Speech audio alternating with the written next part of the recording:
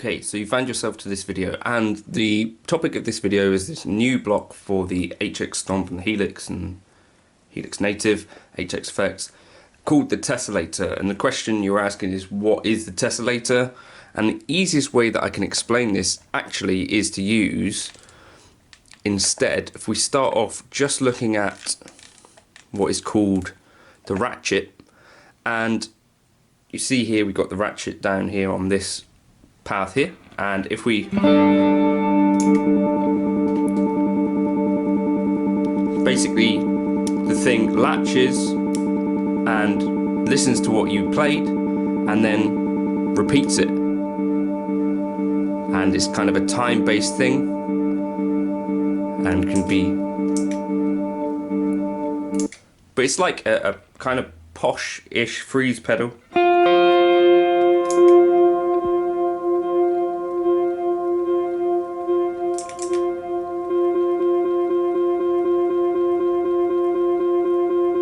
And we press it to stop it. So that's what the Ratchet does. Very simple.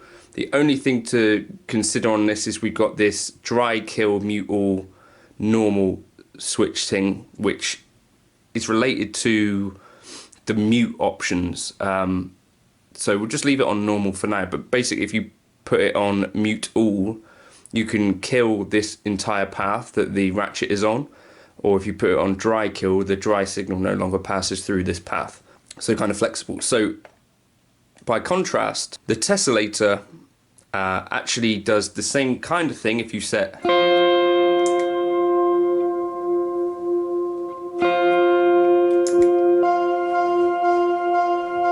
the other thing is we got these kind of an amount of steps, and we got a direction, so we can go forward or reverse. And then the main kind of thing that we got going on, we've got boomerang, where it jumps between your kind of things.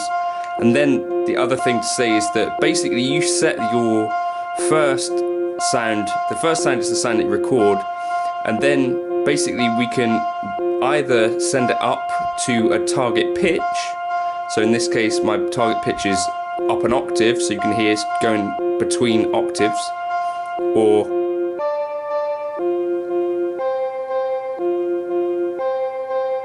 so if I add more steps it would take longer to get there.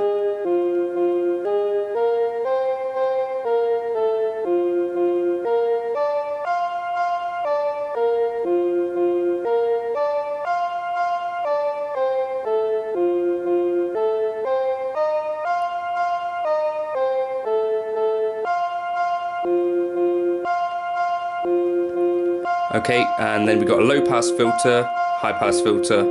That's the short version.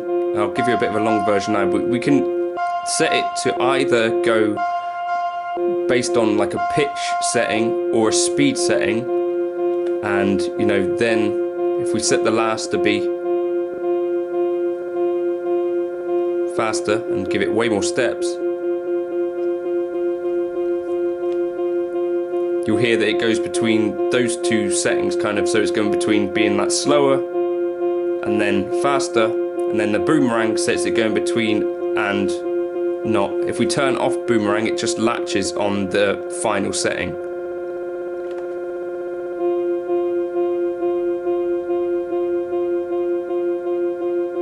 Once it gets there. And if we turn it on, it will start slowing down again. Okay, so that's like the simple version. Let's jump in again and look at what the manual has to say about it. In terms of applications of this, I'd think about using this in a kind of freeze pedal-ish way, unless you can find a way that you can use this pitch to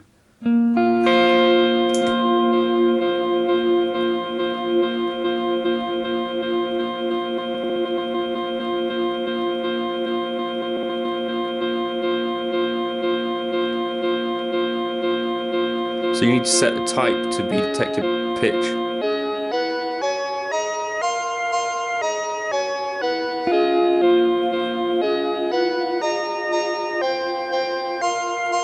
I find the octave the best thing for me.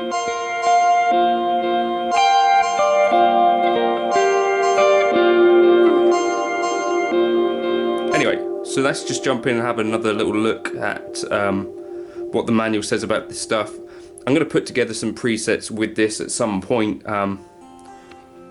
probably when I'm actually allowed to talk about it a bit more. But that's the Tesselator, basically a more complicated version of the Ratchet, and you can think about it as like a freezing or like hold function of, you know, like the Boss DD3 type thing, but one that you can then manipulate. So if you use the Tesselator, you can manipulate it so that it's going between like a minimum setting and a maximum setting, so that could either be pitch based or time based, and then you can also apply EQ to it. That's kind of the simple way to think of the Tesselator.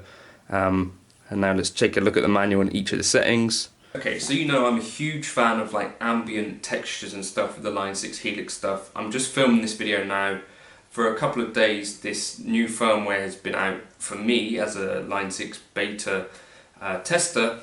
I'm using the HX Stomp. The Tesselator I think deserves its own video, most of all out of all of these new effects. And essentially what this is, it's going to listen to what you play just before you press the button, and then it's going to take that like little snippet of sound, whether it's a chord or a single note or whatever it's going to be, and it's going to repeat that over and over and over again.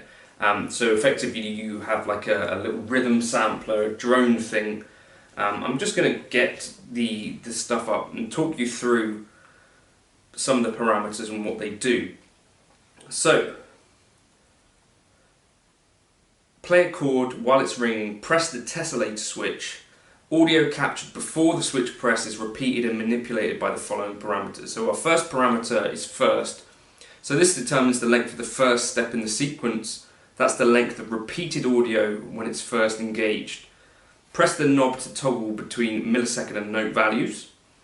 Then last, this determines the length of the last step in the sequence. If shorter than the first step's time, the sequence will get shorter. If longer than the first step time, the sequence will get longer.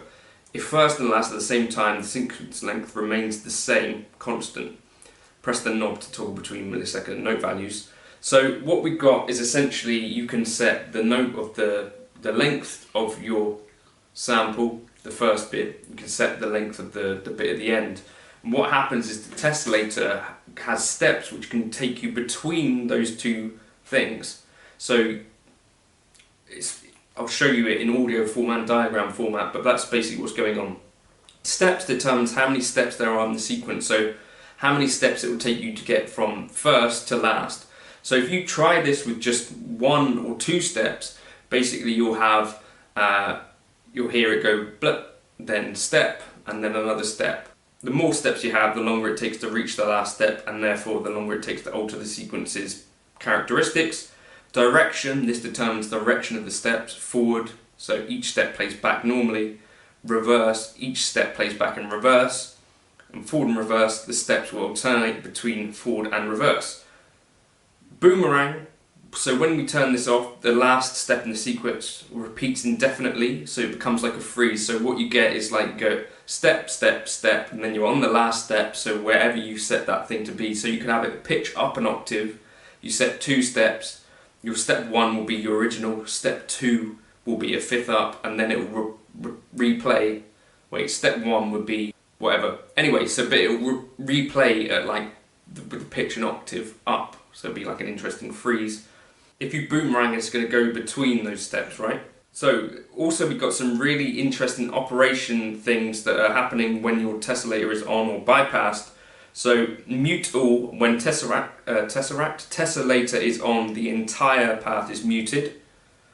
Dry kill, when Tesselator is on, only the affected signal is heard. So the tip here is when the Tesselator is on a parallel path, assign a second stomp switch to toggle between mute all and dry kill. This lets you leave the block enabled and bring the affected signal in and out by switching between the 2 values. And normal, when Tesselator is on, both the dry and affected signals are heard, so that's what you normally get. But those 2 mute all and dry kill settings are kind of new for HELIX and quite interesting. So type, this is really what makes the thing tick. So determines whether any speed pitch changes across the sequence reference a static or semitone value. So speed sets the target speed of the last step. Use the speed parameter to set the specific value, e.g. 0.0 times speed, 2 times speed, etc. Pitch sets the target pitch of the last step, so use the pitch parameter to set the value -12 or +12. So here is what I would suggest starting with. Start with this being the pitch parameter, set it up +12, and then you can really get a good sense for what's going on. Then you've got a high pass filter, a low pass filter, and I think that is applied as you go through the steps. So if your high pass filter, basically if you bring that in, the last step it will be your target setting, and as you go through the steps that high pass will gradually go down, if that makes sense. Same with the low pass, effects level and then level. So let's just get into it and I'll show you some practical uses for it. That's the kind of release notes, but it's kind of easier to show you exactly what's going on. So here's what I suggest starting with setting wise. Let's just start with our Tesselator on a separate path even, and set your first to a quarter note, set your last to a quarter note, and set it as having 2 steps, direction forward, boomerang off, and the operation set to normal, type set to pitch, speed set to 100%, and pitch set to +12. Leave the high pass filter and low pass filter where they are, and let's just see what happens. So you're going to assign it to a switch as well. So if you just highlighted the Tesselator and then capacitive touch a switch to get it to assign there, and I'm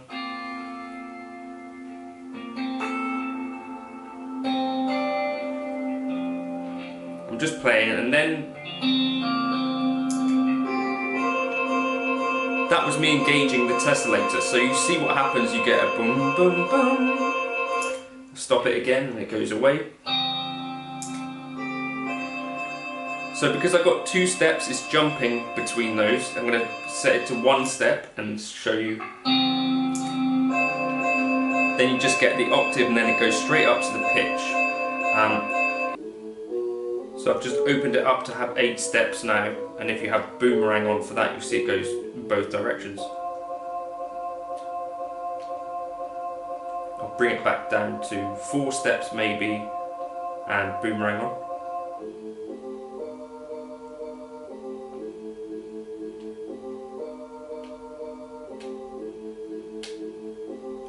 Let's just try with like a single note.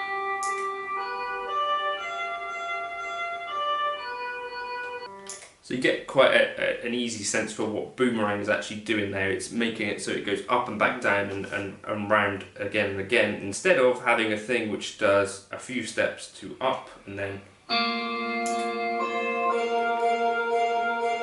So with the boomerang off, what you get is it'll go through the steps and then kind of hang at your target.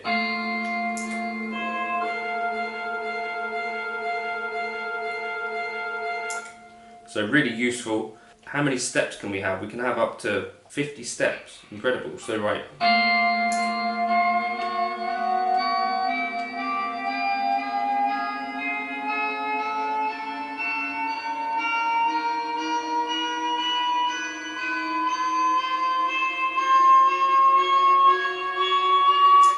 Okay, interesting. So also I can set this to the tap tempo, so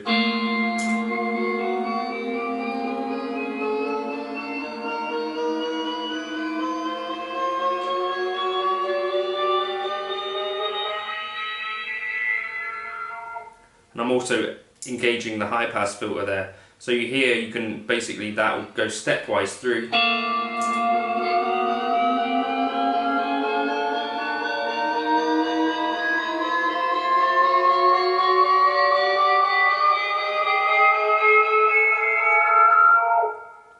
Kind of like that. So, you know, loads of incredible sounds, but I just suggest starting with that first and the last the same.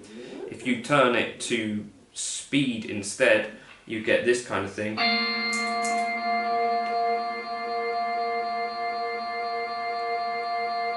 But you're going to want to set them differently. You know, so basically the pitch is staying the same.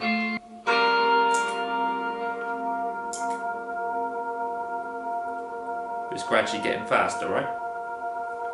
But the thing that I'm really liking it for is that pitch stuff. So, as I say, I think start with it nice and simple, first and last are the same. Start with just 2 steps, direction forward, boomerang off, operation normal, and then set that pitch up to 12, plus 12, and get like an octave jump. And then you get that ongoing kind of pad. The other thing that you can do, so as I said, there's this operation normal dry kill, so the dry will no longer go through the signal chain on this specific path now.